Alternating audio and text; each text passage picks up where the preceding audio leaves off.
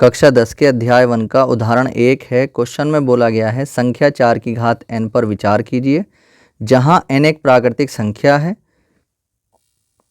जांच कीजिए कि क्या n का कोई ऐसा मान है जिसके लिए 4 की घात n शून्य पर समाप्त होता है।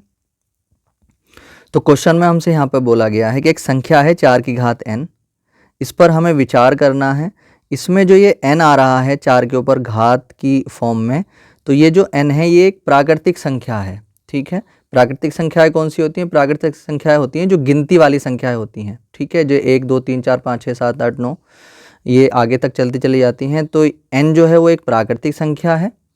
तो हमें जांच करनी है कि अगर 4 की घात n है और n एक प्राकृतिक संख्या है, तो क्या कभी ऐसा हो सकता है कि इसको जब हम सॉल्व करें तो इसके यूनिट प्लेस यानी कि इकाई के अंक यानी कि अंतिम अंक कोई इसका 0 आ जाए। जैसे मैं बताता हूँ, यहाँ पर जैसे मान लो यहाँ पर ये 4 की घात n बोला गया है और यहाँ पर बताया गया है कि जो ये n है ना वो एक प्राकृतिक संख्या है। तो यहाँ पर n प्राकृतिक संख्या है तो 1 हो सकता है, 2 हो सकता है, 3 या 4 या 5 या कुछ भी। ठीक है, तो अगर हम यहाँ पर 4 की घात जो है कोई भी एक प्राकृतिक संख्या रखते हैं तो जब और उसको सॉल्व हम करते हैं तो क्या उसका अंतिम अंक कभी 0 हो सकता है? जैसे देख लीजिए 4 की घात मैंने यहाँ पे रखी 1, n की जगह जो प्राकृतिक संख्या थी वो रखा, तो यहाँ पर 4 आया, तो इसका अंतिम अंक जो है वो 4 ही है। और अगर मैंने 4 की घात अब 2 रख दी n की जगह, दूसरी प्राकृतिक संख्या रख दी, तो 4 की घात 2 का मतलब 4 गुणा 4 यानी कितना आया? 4 चौक 16,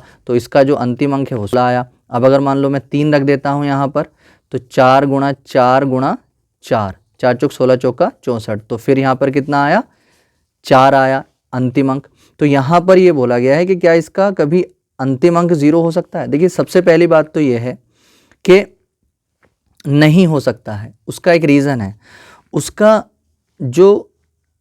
ये जो डिपेंड करता है ये इस n की घात पर डिपेंड नहीं करता। ये जो डिपेंड करता है ये इस आधार पर डिपेंड करता है जो यहाँ पर जिसकी पावर ये जो है बनी हुई है। अब ये कैसे?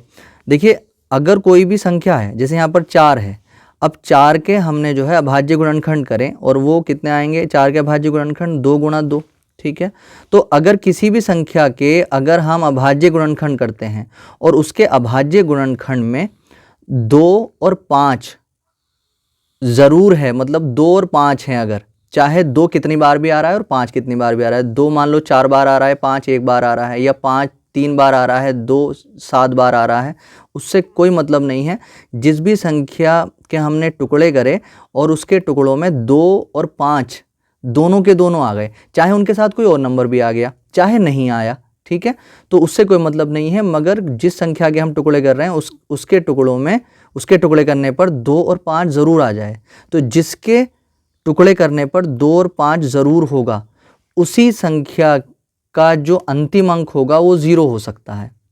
और अगर 2 और 5 में से कोई भी एक अंक नहीं आ रहा है तो फिर उसका अंतिम अंक कभी भी 0 नहीं होगा। ठीक है, तो देखिए यहाँ पर हम इसके लिए एक जो है डिटेल लिखेंगे। तो देखिए यहाँ पर हम डिटेल लिखेंगे, यदि कोई संख्या 0 पर समाप्त होती है तो उसके अभाज्य गुणनखंडों में 2 और 5 की उपस्थिति निश्चित है। मतलब अगर हम उसके अभाज्य गुणनखंड करते हैं तो उसमें 2 और 5 ज़रूर होना चाहिए। यदि ऐसा नहीं है तब वह संख्या अंक 0 पर समाप्त नहीं होगी। ठीक है, जैसे 4 की घात n के जब हमने अभाज्य गुणनखंड करे 4 के, तो 2 गुणा 2 आए, इसमें 5 नहीं था।